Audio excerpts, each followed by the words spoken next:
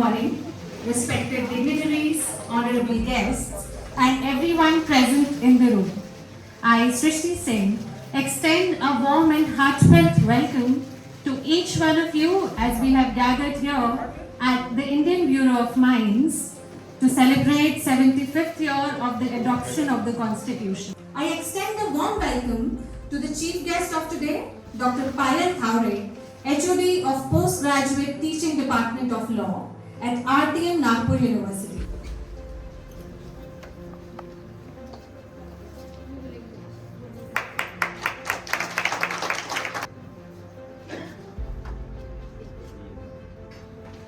हम भारत के लोग भारत को एक संपूर्ण प्रभुत्व संपन्न समाजवादी पंथ निरपेक्ष लोकतंत्रात्मक गणराज्य बनाने के लिए तथा उसके समस्त नागरिकों को सामाजिक, आर्थिक और राजनीतिक न्याय, विचार, अभिव्यक्ति, विश्वास, धर्म और उपासना की स्वतंत्रता, प्रतिष्ठा और अवसर की समता प्रदान करने के लिए तथा उन सब में व्यक्ति की गरिमा और राष्ट्र की एकता और अखंडता सुनिश्चित करने वाली बंधुता बढ़ाने के लिए दृढ़ संकल्प होकर अपनी इस संविधान सभा में आज तारीख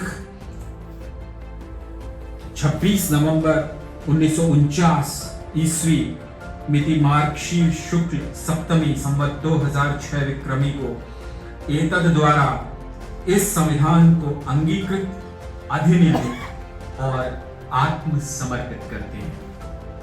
हर न्यायालय में बात होती है, हर समय फैसले दिए जाते हैं कि ये अधिकार का हनन हुआ, ये अधिकारों का हनन हुआ। कभी कर्तव्य की बात होती है। इस देश में आपको बहुत अधिकार मिले हैं, लेकिन ये क्यों भूलते हैं कि आपके कर्तव्य इस देश के प्रति, समाज के प्रति, अपने परिवार के प्रति, हर एक इंसान के प्रति उसका एहसास है किसी को?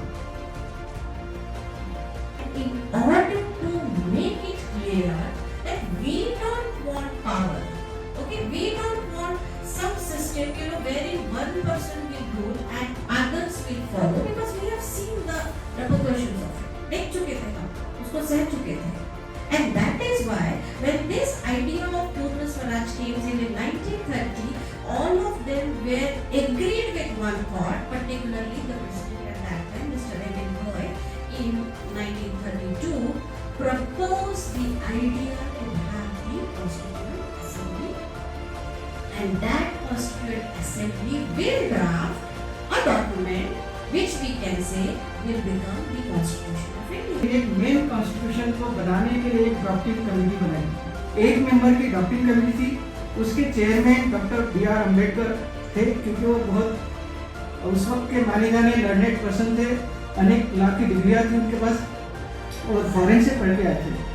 उसके वजह से उनको एक गवर्नमेंट में जो उस वक्त की जो पोजीशन थी, उन्होंने सोचा कि एक अच्छा लर्नेड पर्सन है, उनको हमें जिम्मेदारी सौंपते हैं। उसके साथ साथ बाबा साहेब को जो जिम्मेदारी दी थी और 8 मेंबर जो कॉन्स्टिट्यूशन असेंबली के थे, उन्होंने सबने मिला के वो कॉन्स्टिट्यूशन बनाने का प्रयास किया। और लेकिन बहुत सारे मेंबर ऐसे थे कि कोई फॉरेन चला गया, कोई बीमार हो गया, कोई रिजाइन कर दिया, लेकिन सारी जिम्मेदारी डॉक्टर B.R. अम्बेडकर के अकेले पर्सन के ऊपर आई।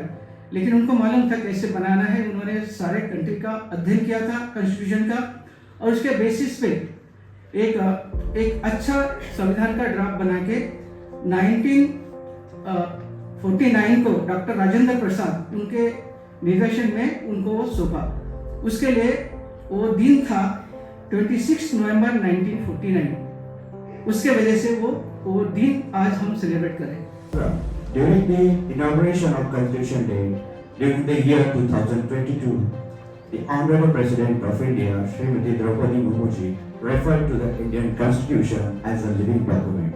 The understanding of the Constitution as a living document is one that we were fortunately born into free India.